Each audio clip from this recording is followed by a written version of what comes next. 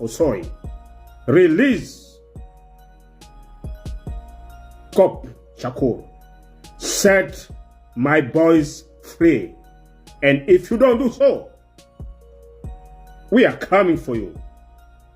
I am coming for you. Son of a bitch. A very good evening and welcome back once again to Bonita Media, fellow Kenyans. And let me just say thank you very much for your great support and always making sure that you tune in to listen to what I'm saying or what is there. Every moment there is a video that has been uploaded, and I really like to ask you and request you that if you're meeting for the first time, don't forget to click the subscribe button after watching the video, or in the process of watching the video. If you really like what is in the video, you can as well click the like button as you subscribe and wait for more videos that will always be uploaded. Now, fellow Kenyans, as I get into the discussion, let me start by saying this. But I talked about this, I think, if it is not yesterday, then the other day. And I said that there is something that is going to happen in this country that if we are not very keen and if we are not very much careful, then we are going to lose a lot of lives. If we are not very careful, either we go the Haiti way or we go the Burkina Faso way. So the choice will be ours. It will depend now with the decision that the government will take. If the government wants us to go the Haiti way, well and good. If the government also wants us to go the Burkina Faso Traore way, then well and good. But if we go the Burkina Faso way, then who is the Traore? Who is our Traore that will come and rescue us? Those are the kind of questions that we are supposed to ask ourselves. There is a group of 3 gentlemen, and I said here that these gentlemen are just here to trigger something. There are people who are just waiting for them to come out to speak. Now, after they've spoken, then a lot of people will now reveal their true colors. I'm talking about Patrick Osoi. I'm talking about Cop Shakur and Hiram Kimathi. These are 3 gentlemen that, of course, they came out and they say that they are the founders of the FBI. They're the founders of the FBI, not the federal. No, they talked about something to do with the meaning of their FBI is fighting impunity, fighting brutality and impunity. That is the meaning of that word that they said is all about the FBI. Now, this group, this group, let me call it a group. This group consists of the ex-soldiers. There are some people are served in the military, some prison. It's in short, they're ex-military. I think that is what I can. They are ex-forces. I think now the force now includes everything. The police, the NIS, and all that. If not retiring, then before resigning. Cop Shakur was a police officer. I don't know about Hiram Kimathi. That is the only person that I don't know what. But now, remember when I said that there are a lot of people who are out here who they just want direction. They just want somebody who can come out clearly and tell them what to do. To a point that Osoi is saying that we've opened doors for anybody who was in the force and now he has retired. We can work together. Is that you should never, ever take commands that are unlawful. And in any case, if there is any officer, like you've seen, we are in conjunction right now. We are collaborating with Cop Shakur. We are collaborating with Avande Kimanthi in a manner that any officer that will be dismissed from service due to circumstances of following or not following unlawful command, therefore, we are going to embrace them as a community, and we are going to reinstate them in the next year as we conduct our election. So, ladies and gentlemen, our officers in uniform, because you're not the enemy. The civilian and the citizen of this country, we have talked to them and we are telling them the police and the uniform people are not your enemy. Your enemies are those people who are in power, looting and fighting, making sure that we keep fighting so that they continue looting, they continue violating the rule of the law. So therefore, don't be intimidated by any command. If the command violates the constitution, don't do it. And we will embrace you. We are going to support you. And we are going to make sure if you want to go back to your service, once we take the government, in a democratic manner, we are going to reinstate you. And in any case, for the leaders who are just threatening Kenyans and telling them that they are going to steal elections or they are going to take the power by force, I want to remind them, I'm a special force trained soldier. I'm a National Intelligence Service trained soldier. What I can tell you, don't dare that route, because we know it the best. Thank you very much. I want you to listen to this guy. There is this person by the name, I don't know where this guy has come from by the way. Completely sijui jamaa ametokea wapi. Hata wewe mwenyewe najua utashangaa ya kwamba huyu jamaa ametokea wapi. But before I play that video, I want us to ask ourselves a lot of questions. That where are we heading to? What is the direction that this our country is going to take? And our leaders, what is it that we are supposed to do to make sure that things go back to normal? This guy is called, I don't know, his name is Mosquito or Mosquito, I don't know. I want us to listen to him, the way he's speaking, and then I come back so that we can continue the discussion. Listen to him. I warn you, Ruto, and I want you to listen to me very clear. All right?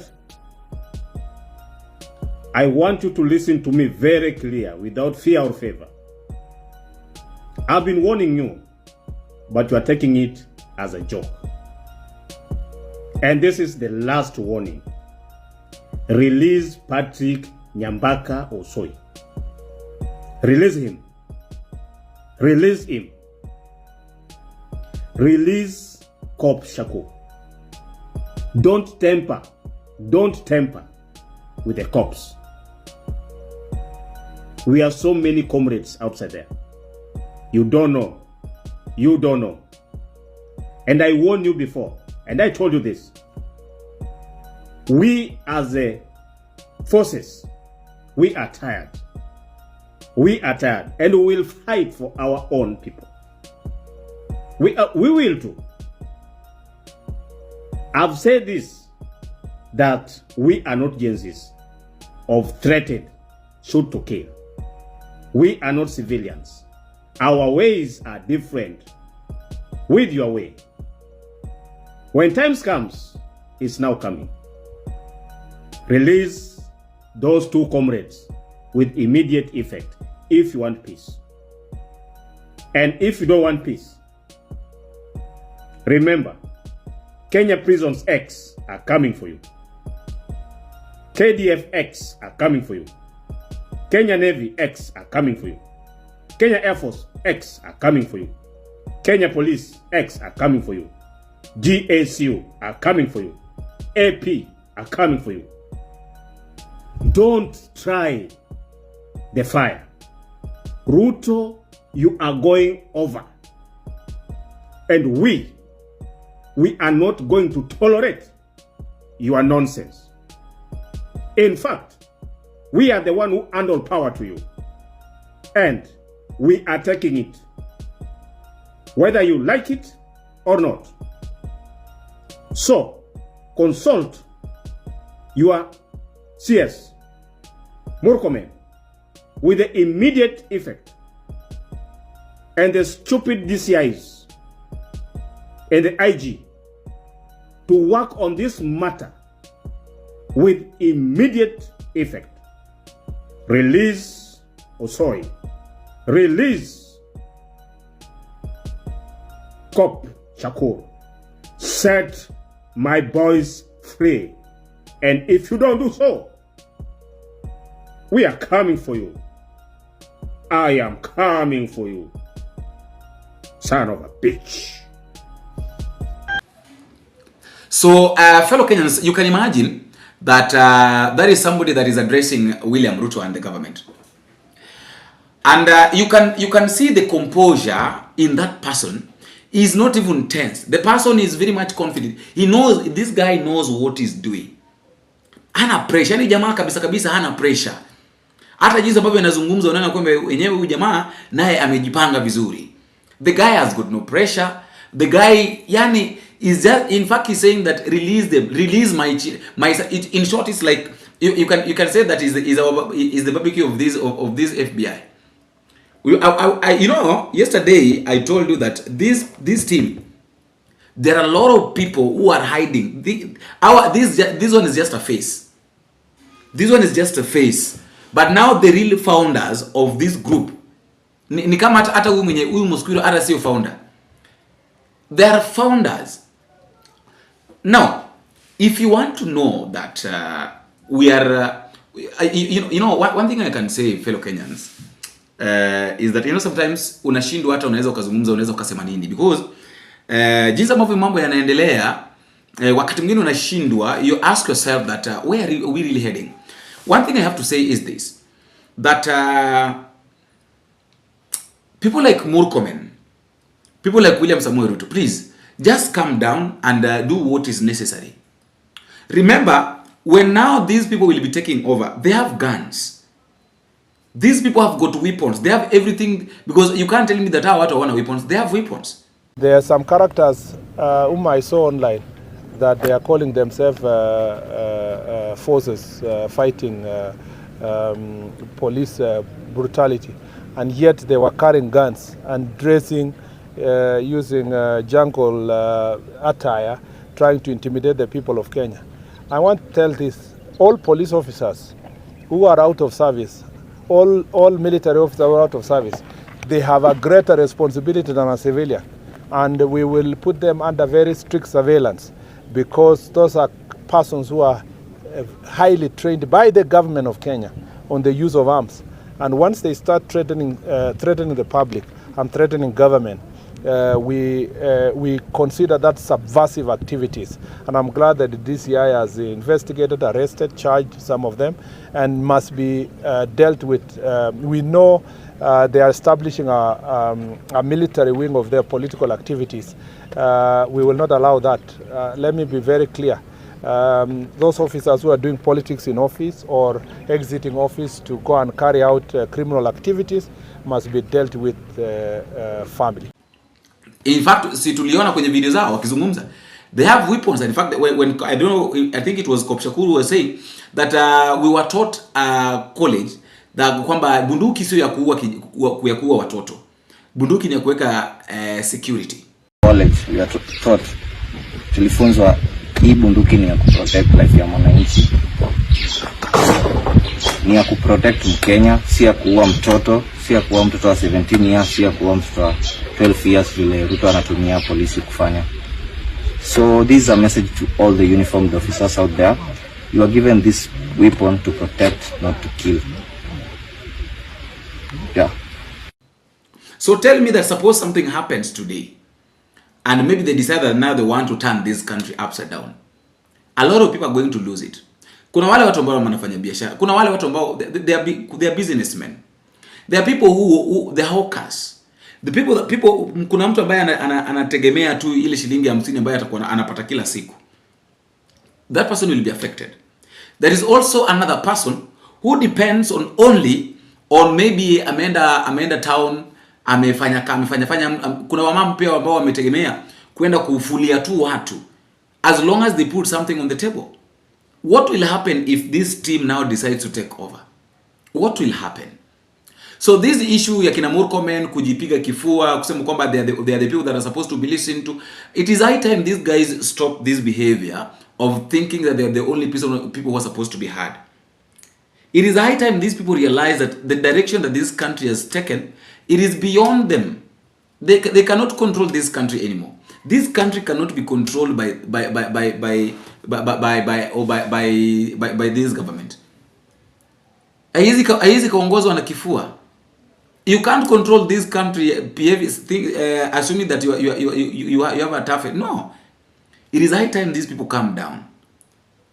It is very simple. Just do what Kenyans expect. And then after doing what Kenyans expect, period. No more, no less. And then life will be easy. Life is really going to be very easy if at all maybe they will decide just to do what is needed. But wakieka vichwa ngumu mara it will be very difficult to control it. We are in a point we are tuko pale ambapo we are at a point whereby even we citizens, we are asking ourselves that suppose we go the direction of the military. Suppose we go the Haiti way, what will become of our citizens? What will become of our citizens? You know, some people normally think that sasa kwa sababu wewe unafanya kazi kwa nyumba mara nini, a lot of things are going to be, kwani Haiti hata wale ambao wanaishi walikuwa Haiti, see it reaches a point that you can't even go outside to buy food because unani anakuuzia. Nobody is selling anything because if you go outside you'll be shot dead. So you starve in your house, you be in your house without anything. And that is exactly where we might be heading to. I think it is high time, fellow Kenyans, it's high time these our leaders, they realize that whatever has been happening or whatever is happening is beyond them. This one is beyond them. Fahali wawili wakipigana, jinsi ambavyo methali usema kwamba fahali wawili wakipigana, mtu ambaye anaumia ni nyasi. So when this government will be behaving as if they are inataka nisikize kwamba are we really you know, I have got 2-3 things that I'm seeing ahead. If we don't go the Haiti way, we might go the Burkina Faso way. If we don't go the Burkina Faso way, now the worst is going the DRC way. Very simple. You tell me, just tell me this thing. You and I, imagine Osoi was once a US Army. And this guy came from United States of America. Akarudi Kenya. Baada ya kurudi Kenya, washatengeneza kikundi. They have their group, they have their team known as the FBI. Who is behind this? Because there must be somebody sponsoring this. Somebody must be behind this thing. Is it, you know, is it one of the ways that maybe William Ruto wants to divert the attention of Kenyans? Because it might also be one of the ways that maybe the government wants to divert the attention of Kenyans. It might be, but suppose it's not. Suppose it's not one of the ways that the government is using to divert the attention of Kenyans. Then what is it? But if at all maybe it is, then at the end of the day we will come to realize tutakuja kujua. Tutakuja kujua. But one thing I have to say is that it is a high time, fellow Kenyans, we understand the country where we are. Imagine that guy is warning me and tell William Ruto that Sisi sio Gen Zs. We are not Gen Zs. Sisi Tutakuuwa. We are not Gen Zs. The Gen Zs tried. The Gen Zs, the millennials, we tried with the demonstrations and all that. It failed. It really failed. So right now, another group is going to take over. Now this one is a group that has got weapons. You know, the only difference between now this group and the Gen Zs is that the Gen Zs were so many without weapons. But now, tell me, if today these people decide to announce that they're recruiting people, or maybe they just decide now to do the secret poaching, and then they poach over 5,000 people. Because right now, hakuna mtu yote ambaye ako Kenya ambaye hana machungu na hii serikali. So if you give them a direction, if you give them an option on a way of taking this person out or this government out, walai wataitengura. Walai wataitengura, walai bele wataitengura. Remember what Sifuna said, that what we want to see, we don't care about who is going to become the president.